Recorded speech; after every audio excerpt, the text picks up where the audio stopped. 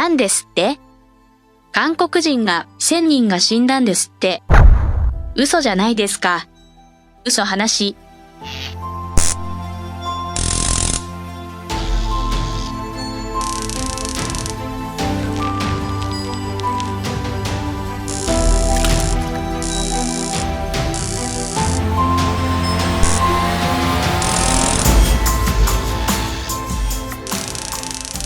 こんにちは。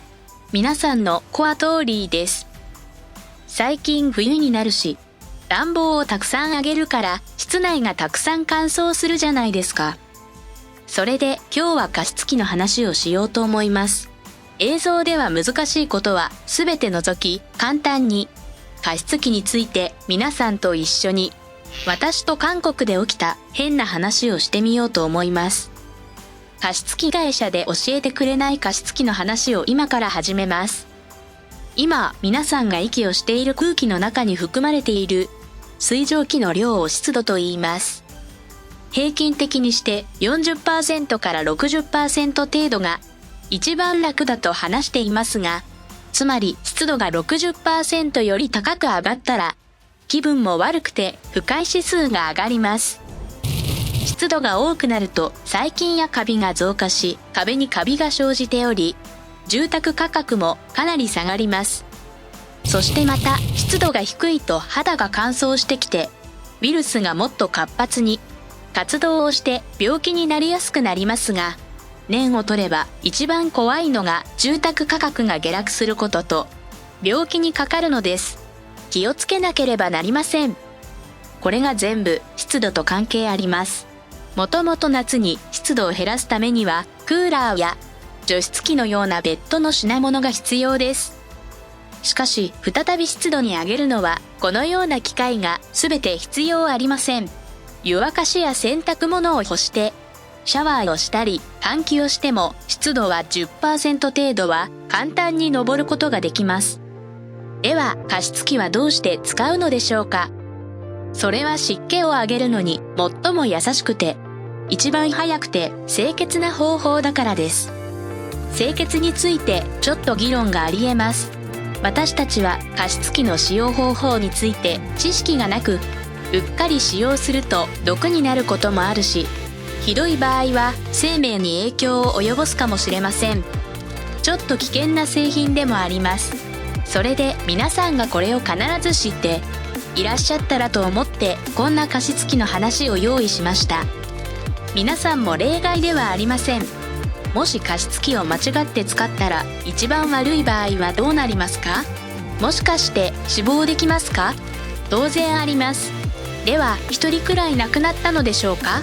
いや、その以上数千倍です。まず加湿器について知るべきことがあります。私たちが使う加湿器の種類は家庭用基準で3種類が最も多いです。まず白い煙を吐き出している加湿器をご覧になったことがありますか？それは私たちがたくさん使う超音波方式だからそうです。演技はほとんど見せないけど、中で湯を沸かし、このような方式で加熱することを加熱式としています。そして煙が一つも見えないこんな製品を気掛け式と話をします。そして場合によって超音波して加熱式して一つに統合された製品を複合式加湿器だと言います。韓国でこの前に事故が起きた加湿器は超音波加湿器で、超音波加湿器についてだけ話そうと思います。超音波加湿器は加湿器の中で一番安いです。私たちが思ったよりも本当に小さく小型化が可能です。加湿量も豊富で、しかも静かで、電気代まで少なく出ます。それで一番に人気があって、一番よく使われるものです。ところで超音波加湿器は仕方なく発生する4つの問題があります。今から私が短所に対して申し上げようと思います。これは空気中に液体状態の雫が飛ぶものです。水蒸気ではなく水滴がという話です。この水玉の中には細菌、ミネラル、これらのものが全部含まれています。このようなもののために多くの問題点が発生します。それで韓国はこういう細菌をなくすことができると言って、殺菌剤を入れるのが一時期流行しました。それは超音波方式で使うことです。問題なのは超音波加湿器は水蒸気ではなく水玉で吹き飛ばすと言ったし、その水滴の中にはミネラルたちが一緒に飛んでいきます。そして加湿器殺菌剤と人体に有害な成分と悪い化学成分も一緒に空気中に飛んでいきました。その結果、多くの生命が殺され、大きな病気にかかるようにしました。それで結局加湿器で殺菌問題は頻繁に洗い流すしかありません。普通製造会社ではできなくても3日に1度、それともできれば1日に1回ずつ洗浄するように進めています。これが嫌なら他の種類の加湿器を使わなければなりません。加熱式加湿器は空気中で水滴ではなく水蒸気を空気中に巻くことです。それで目に見えないのです。超音波加湿器の中で銀ナのフィルター加湿器とミネラルフィルター加湿器他の製品も全て性能は同じです。次に皆さんに申し上げたいことは超音波加湿器の短所はまさに粒子状物質です。微細粉塵が一番ひどい季節が冬で、加湿器を一番多く使う季節も冬です。最近発売されている空気清浄機は室内の空気質を分析して室内微細粉塵が多ければ空気清浄機が強くなり、空気が少し良くなると弱く回って、このような機能が基本的に搭載された製品が多いです。ところで超音波加湿器とそんな空気清浄機のように使うようになったら、超音波加湿器をつけた瞬間、粒子状物質の濃度が急激にほとんど測定不可の水準に高く上がります。これが微細粉塵が最悪の場合よりずっと高く上がります。だってさっき申し上げた雫と関係があります。そのため科学者は浄水器の水を使わなければならなかったり、蒸留水を使うべきだそうです。浄水器物にもミネラルが入っているため、仕方なく粒子状物質の濃度は上がります。蒸留水を別に買って入れればこんな問題ないけど、その程度までは必要ないそうです。そして3番目に言うのは100分現象ということですが、水道水にはその中に炭酸とカルシウム成分や石灰も入っています。このような石灰成分が超音波加湿器を通じて持ってきて空気中に飛び回るものがあるのに、英語ではファイトテストだそうです。これが人体と空気清浄機に及ぼす影響は先ほど申し上げましたし、今回は電子製品に影響を与えることについて話そうと思います。特にモニターのように黒い製品の近くにこのような超音波加湿器をつけると製品表面に白く何か埋まっているのを見ることができます。手でこのように拭くと消されてはいます。しかしこれが内側にある内部回路まで壊すという点です。カメラ、DVD プレイヤー、ビームプロジェクター、このような場合には水分だけでなく石灰成分が精密電子製品に致命的になる可能性があります。超音波加湿器は電子製品とそんなに親しい製品ではありません。そして大体の安い製品は加湿センサーがないので、湿度が上がっても加湿をする、そんな問題があります。高い製品のように湿度センサーがあるとしても、センサーが信頼できない時が多いです。少し調査してみても加湿器にある加湿センサーは信じられないとおっしゃる方々が1人2人ではありません。ここまで見てみると超音波加湿器を買わない方がいいと思うかもしれませんが、それは違います。超音波加湿器は長所と短所がはっきりした機械です。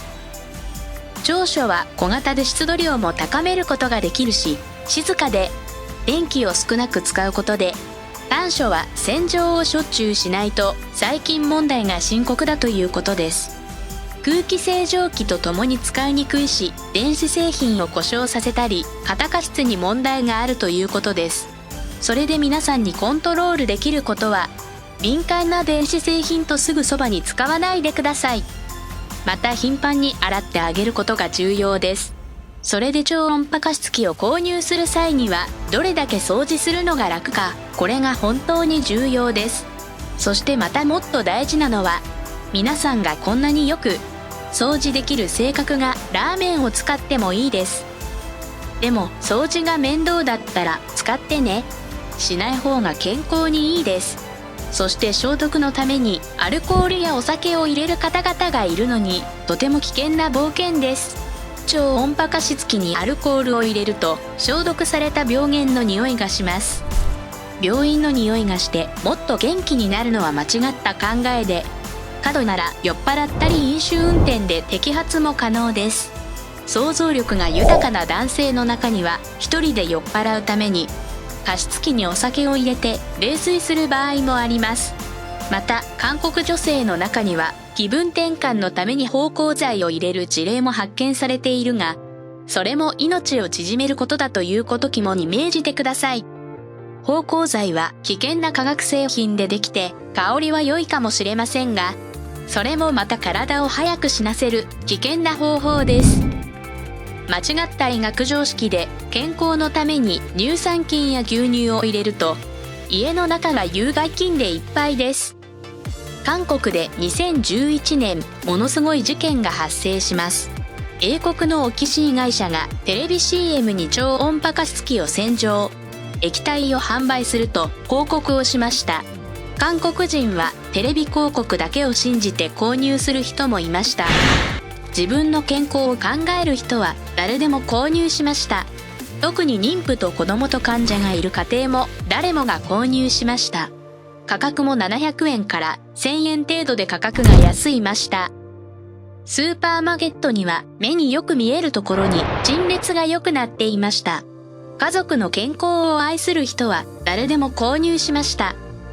韓国人はイギリスの有名な大手会社オキシーを信じていたので疑いはありませんでした。販売後6ヶ月から病院に同一の肺疾患患者が来始めました。病院では同一時点から初めて見る同一の症状患者が出るということを知って患者を逆追跡しました。そしてそれが加湿器殺菌剤だということを知り、韓国は衝撃を受けました。以降10年が経った2020年まで約2000人の死傷者が出たし、加害者のいない被害者だけがいました。